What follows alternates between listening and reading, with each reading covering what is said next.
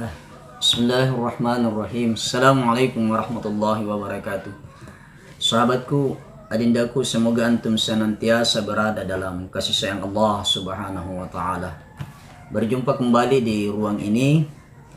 Pada kesempatan kali ini kita mau mengupas sedikit tentang apa sih sebenarnya resep obat yang direkomendasikan Allah Subhanahu wa taala kepada kita ketika kita merasa batin kita lagi sempit, ya. Ketika hati kita gelisah, ketika kita merasa ada sejuta beban menghimpit raga, menghimpit jiwa kita. Apa obatnya? Apa resepnya yang direkomendasikan oleh Allah Subhanahu wa taala kepada kita? Sahabatku, sebelum kita membahasnya, mengupasnya lebih dalam lagi, ada baiknya kita intro dulu, pembuka, ya. Oke, kita intro dulu. 3, 2, 1. Ayo kita intro. Check it out. Intro siapa lagi ini? Ini kan intro RCTI. Oh, pantas aja. Ternyata Labogen Labujes editornya. Aduh, ganti. Ini pelanggaran ini. Ganti. 1, 2, 3. Ganti. Intro.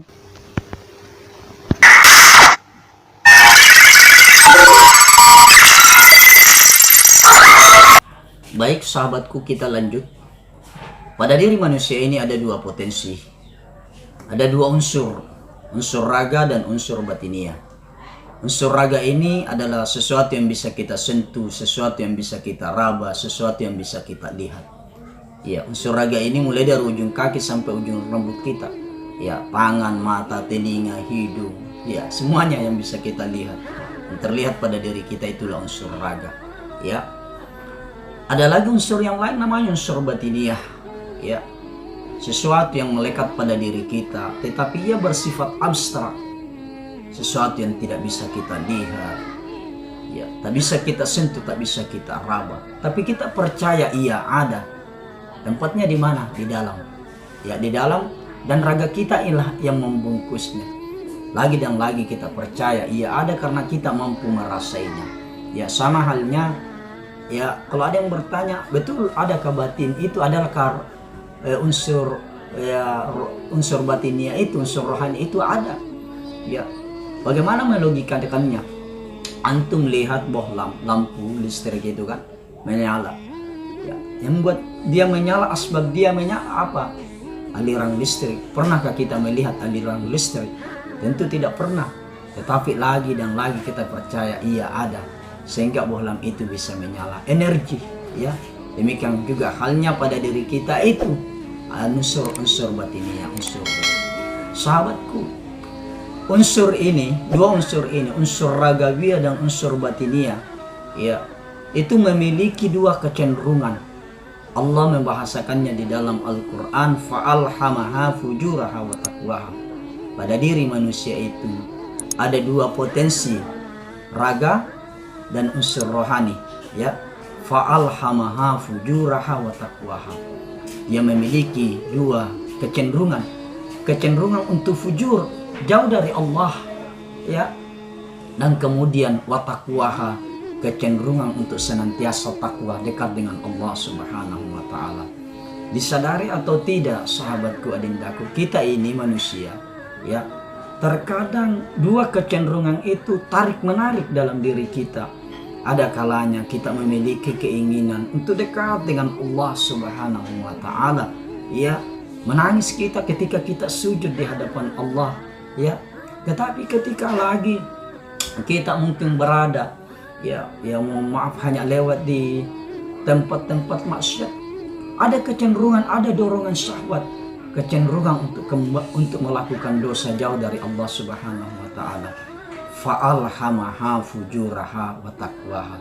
Pada diri manusia itu ada dua potensi untuk senantiasa fujur, jauh dari Allah, berbuat maksiat, dan potensi untuk senantiasa dekat, takwa kepada Allah Subhanahu wa taala. Sahabatku, dua unsur yang melekat pada diri kita ini, potensi raga dan potensi batiniah, juga kadang mengalami, ya, kondisi yang berbeda. Maksudnya apa? Ya, raga kita ini, ya, kadang sangat sehat-sehat, ya. Saya yang berbicara di hadapan antum hari ini, yang mungkin dalam keadaan fresh sehat, ya kalau kepala lagi pusing, sakit gigi, enggak mungkin ya berbicara se-fresh ini.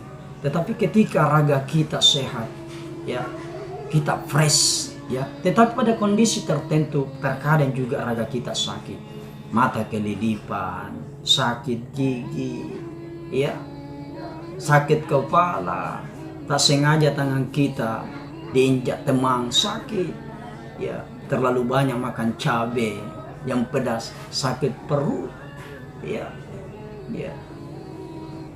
sakit. Tetapi ketika raga kita sakit, sahabatku, ya, maka mencari obatnya, ya, itu jauh lebih mudah daripada sakit batin, sakit unsur bagian dalam. Ketika kita sakit, maka kita bisa saja mendatangi puskesmas, ya, rumah sakit yang terdekat dengan kita, tinggal menemui dokter, lalu kemudian bertanya, mengadukan penyakit kita. Biasanya sang dokter memberikan kita resep obat. Kita minum obatnya sesuai yang direkomendasikan oleh dokter. Ketika habis minum obat, biasanya ya beban sakit raga kita itu akan berkurang paling tidak, ya. Tetapi berbeda halnya ketika kita mengalami sakit batin, hati kita gelisah. Tentu bukan cara yang bijak kalau kita datang ke rumah sakit. Oleh karenanya sahabatku, mungkin ada yang bertanya kepada kita, apa sebenarnya resep ketika hati kita gelisah? Sahabatku, Allah Subhanahu wa taala memberikan kita rekomendasi, resep. Ya, dalam hal ini saya ingin memposisikan Allah Subhanahu wa taala sebagai dokter tanda kutip. Ya, sebagaimana ya yang disampaikan oleh Allah Subhanahu wa taala dalam fa idza maridtu fa huwa yashfi.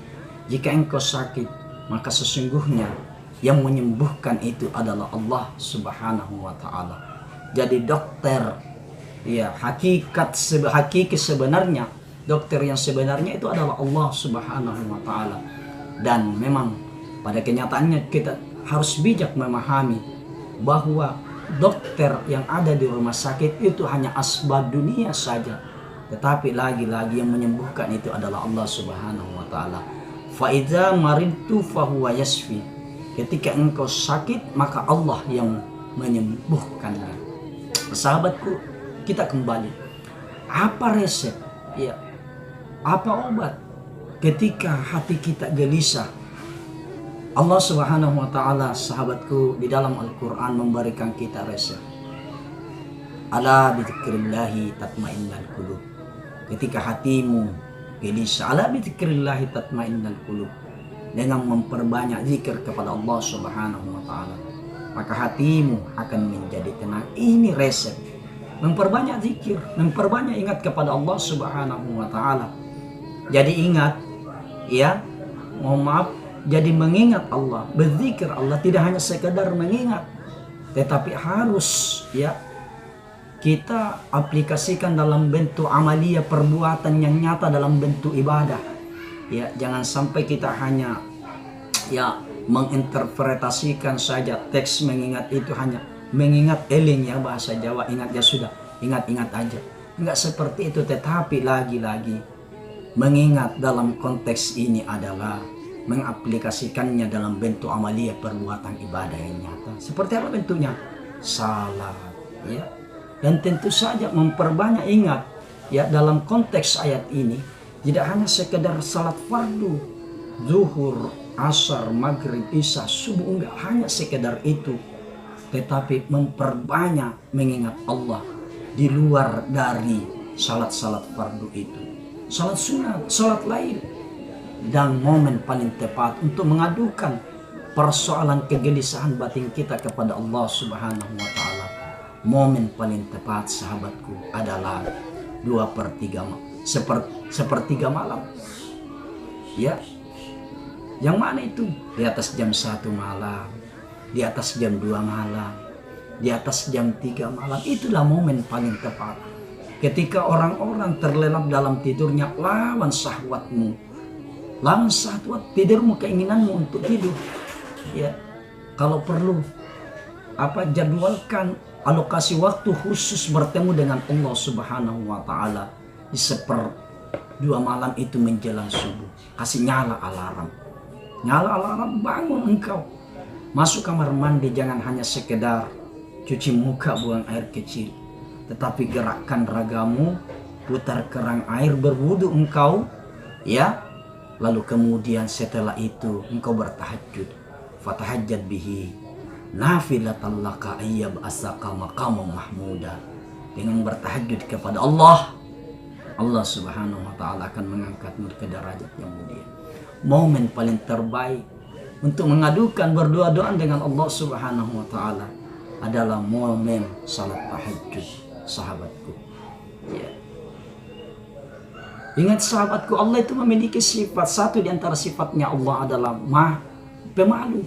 Ya, bukan malu dalam arti Allah itu memiliki sifat lemah, enggak. Malu Allah ketika ada seorang hamba, ya, yang datang berulang kali datang kepadanya, berdoa, mengadu dengan segala ketulusan hati yang dimiliki hamba itu. Malu Allah kalau Allah tak mendengar, tak mengijabah permohonan aduan hambanya itu. Allah malu. Tetapi sahabatku, lagi-lagi jangan dimaknai malu dalam arti Allah memiliki sifat lemah. Tidak. Tetapi lagi-lagi Allah malu kalau tidak mengijabah doa seorang hamba yang datang berulang-ulang mengadukan dengan segala ketulusan hati yang dia miliki. Sahabatku, seorang hamba, ya, di tengah malam ketika orang-orang tertidur salat tahajud lalu mengangkat tangannya ke atas langit, maka doa kita itu, doanya tidak hanya akan menjadi catatan malaikat, tidak hanya akan menjadi catatan malaikat rakib atid, tidak, tetapi doa itu akan langsung naik ke atas langit, tembus arasnya Allah, bergoncang arasnya Allah. Tetapi lagi dan lagi, berdoalah dengan segala ketulusan hati yang kita miliki. Jadi kita kembali, salah satu resep yang Allah rekomendasikan ketika hati kita gelisah, kita merasa ada sejuta beban menghimpit jiwa raga kita, satu di antara resepnya adalah perbanyak zikir. Ala bi dzikrillahi tatmainnul qulub. Memperbanyak zikir. Kenapa? Ketika kita berzikir kepada Allah, maka hati ini akan terasa lapang, sahabatku. Ya, yang membuat seseorang itu tenang tidak tenang, bahagia atau tidak bahagia, bukan ditentukan dari banyaknya harta, bukan, mewahnya rumah yang kita miliki, bukan, ya, banyaknya isi saldo rekening yang kita miliki di bank, bukan, tetapi yang menentukan bahagia tidaknya seseorang itu ditentukan dari hatinya. Ini wadah-wadahnya hati kita. Maka memperbanyak zikir, maka yakin dan percaya Allah akan menjadikan wadahnya hati kita ini akan seluas lautan, sehingga apapun persoalan yang datang kita akan terasa lapang menerimanya. Karena apa? Karena wadahnya luas, hati kita luas. Ya, kalau hati kita sempit karena jarang mengingat Allah, ya, jauh dari Allah, maka sekecil apapun persoalan itu maka dia akan terasa berat. Jadi intinya lagi-lagi, kuncinya supaya hati ini lapang, banyak mengingat Allah, ridho atas segala yang Allah, ya, takdirkan untuk kita, ya, berikhtiar engkau, ya, maksimalkan ikhtiarmu. Tetapi ketika engkau sudah memaksimalkan seluruh ikhtiar duniamu, ya, lalu kemudian yang terjadi tidak sesuai dengan ekspektasimu, maka yakinilah pada titik itu adalah takdir yang sudah Allah berikan kepada antum, sahabatku. Jadi kembali kuncinya adalah bidzikrillah, memperbanyak zikir. Ustaz, apakah ada hal yang lain, Ustaz, selain memperbanyak zikir? Yaitu memperbanyak. Ustaz, saya ini kalau zikir kepada Allah sering, ya, membaca la ilaha illallah, tetapi Ustaz, saya risih membawa tasbih kemana-mana. Sahabatku, saya tidak promosi, ya, apalagi kan saya bukan endorse dari barang ini. Ada, ya, kalau hanya sekedar alasan kita malu bawa tasbih ini, bawa ini, beli ini, harganya cuma seberapa. bisa jadi model kita, kan bisa juga ini bisa berfungsi. Jadi dimanapun antum berada, kita tidak punya alasan lagi untuk tidak mengingat Allah walaupun hanya sekadar berzikir la ilaha illallah subhanallah subhanallah. Jadi itu sahabatku yang pertama. Yang kedua, memperbanyak salawat. Memperbanyak salawat kepada baginda Rasulullah sallallahu alaihi wasallam. Allahumma shalli wa sallim alaihi. Ya, satu di antara salawat yang ingin saya rekomendasikan sebagaimana direkomendasikan oleh para ulama-ulama, para guru-guru kita adalah salawat tibbil qulub. Salawat penyejuk hati. Salawat tibbil qulub. Apa itu salawat tibbil qulub? Ya, mungkin di ruang ini, di ruang YouTube itu akan mudah saja kita ya melacaknya, tinggal tulis titlenya di bagian judul tibbil qulub, itu akan muncul ya. Paling tidak ya, walaupun dengan suara yang enggak merdu ya, nadanya seperti ini. Allahumma shalli ala sayyidina Muhammadin tibbil qulubi wa dawaiha wa afiyatil abdani wa shifaiha wa nuril absari wa riyaiha wa ala alihi wa sahbihi wa sallim. Allahumma salli ala sayyidina Muhammadin tibbil qulubi wa dawaiha wa afiyatil abdani wa shifaiha wa nuril absari wa diyaiha wa ala alihi wa sahbihi wa sallim. Itu salawat tibbil qulub, salawat penyejuk hati. Sahabatku, percayalah antum ya senantiasa menyenandungkan salawat tibbil qulub ini ya di sela waktu yang kita miliki, insyaallah efeknya akan terasa. Baca dengan segala ketulusan hati yang kita miliki, insyaallah itu akan menyentuh nurani kita. Sahabatku ya, mungkin ini yang bisa kami sampaikan. Mudah-mudahan ada manfaatnya, tak banyak yang kami bisa urai, tetapi paling tidak pertemuan kita ini mudah-mudahan memiliki nilai kebaikan di hadapan Allah Subhanahu wa taala. Di bawah ini ada tanda merah segi 4 bertuliskan subscribe. Jangan lupa tekan itu. Ada juga tanda loncengnya. Jangan lupa tekan itu agar antum senantiasa langsung mendapatkan dan menikmati video-video terbaru buat kami. Terima kasih kepada antum semua yang senantiasa konsisten mengikuti channel ini. Insyaallah kami akan selalu hadir di hadapan antum untuk kemudian hanya sekadar berbagi cerita. Sahabatku, kami tidak tahu segalanya, hanya Allah yang tahu segalanya. Hanya apa yang kami sampaikan hanya sekedar sesuatu yang terlintas saja. Kami tak memiliki apa-apa. Allah yang maha memiliki ilmu, Allah yang memiliki segala ilmu. Kalaupun ada sedikit kemuliaan yang kami miliki hari ini, hanya sedikit meminjam kemuliaan yang dimiliki oleh baginda Rasulullah sallallahu alaihi wasallam. Sahabatku, demikian. Sebelum kami tutup, kami ingin sampaikan lagi bahwa ada banyak hal yang bisa kita lakukan untuk mengurangi beban batin yang kita miliki. 2 yang kami rekomendasikan tadi adalah memperbanyak zikir, yang kedua adalah memperbanyak salawat. Sahabatku, demikian billahi taufik wal hidayah. Assalamualaikum warahmatullahi wabarakatuh.